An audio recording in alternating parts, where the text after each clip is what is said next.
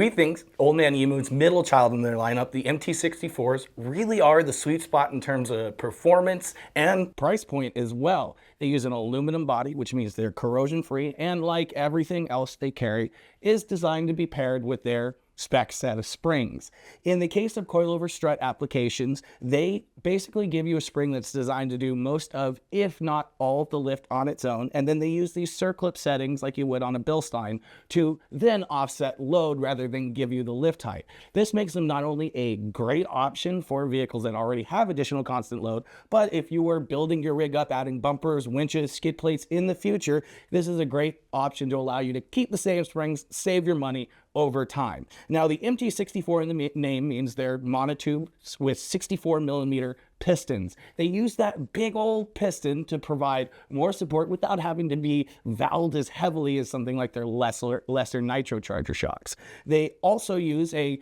internal hydraulic top out zone at the end of the shock to reduce how hard they top out on rebound, which is a great option if your variable loads require you to be a little up in spring rate, meaning you might be prone to topping out when you don't have that load. Now, they have options for different spring rates, of course, and also in a lot of applications, different valving options for the different loads you might have, but overall, we do think this is a package really meant for vehicles that at least have some serious variable load or some serious constant load all the time, and at which point they'll be super comfortable. Otherwise, if you're riding light with no load 95% of the time, you might find these to be a little firm.